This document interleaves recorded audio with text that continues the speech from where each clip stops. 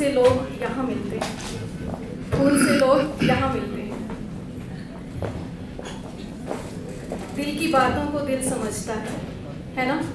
दिल की बातों को दिल समझता है और दिल की बातें दिल ही समझता है।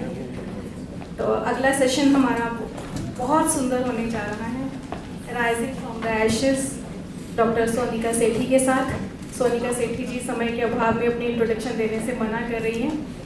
ऑथर है, जर्नलिस्ट हैं और 2-3 किताबें इनकी आ चुकी हैं। फिर डिटेल में इनकी मैं दूंगी। असिस्टेंट प्रोफेसर हैं और जिनके साथ इनका ये सेशन होने जा रहा है वो बहुत कमाल की 2 शख्सियत हैं, बहुत कमाल की। जैसे कि अभी आपने जिन अमेजिंगली ब्यूटीफुल एंड क्या कहा जाए उनके बारे में आपने सुना, तो ऐसे ही हमारी 2 शख्सियत हमारे साथ अभी होंगी।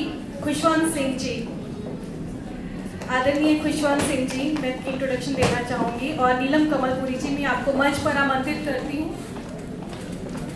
American English, spattering villager.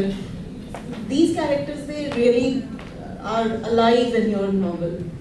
I mean, is it similar with your other novels also, or you put all your characters in Patiala quadrant? No. I hope I haven't run out of characters there, but 2 books after that, there had better be some characters still around. There are plenty in Theka Tales as well. Okay. Which is like really a history of Chandigarh that I'm tracing. And so there's a character who's born on the day that Chandigarh was inaugurated. That's 5th October 1953. I mean, it's a notional date. That's the day Dr. Rajendra Prasad came to actually inaugurate the city. So of course, people counted from different places. Maybe when they first struck the first blow into the ground to start building the city or whatever. But anyway, so there's a character who's born exactly when Chandigarh was born, and so I've used the history of Chandigarh weaving in the this particular character. So I hope I haven't run out of characters. Okay, but they are really beautiful characters. The reader tends to fall in love with them. So tell us something more about Theka Tales. It's in publishing, and it will be out very soon. Well, very soon in the publishing world is a year perhaps. That's very soon. I've sent it to the publisher, but it's going to take that much time and more perhaps, who knows. So Theka Tales is really about the history of Chandigarh, wherein I had thought, why it's strangely enough called Theka Tales is because I had thought of using a theka as what one did see in Chandigarh was, in the old days, there were the thekas, which we see thekas, all over Punjab. But then you saw these fashionable liquor shops, right, which are sort of, where you'd see an occasional woman straying in. Because the earlier theka was the theka of the gad of male, it's a, male bastion totally.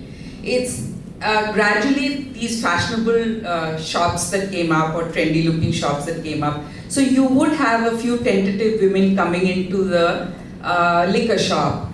So I had thought of using the theka as a sort of a motif, or as a sort of symbol to suggest a kind of movement from place A to the modernity of sorts. So which is why I called it Theka Tales. I don't know, so there's that, and there are a lot of drunks in the course of the narrative. She brings Ajit all the way, taking all the risks from London to Mumbai. Well, if you say so, but so everyone calls it a love story set in a period of conflict. But actually, I never wrote it as a love story. The idea was to bring out the layers of Punjab, the various layers of that time. And it is structured between this boy and girl, and it emerges as a love story. But for me, it wasn't really the plan. So it's an accidental love story. No, it's a love story. It's a story of a man in this. Achieved that status of being a renowned writer, and she brings him all the way home.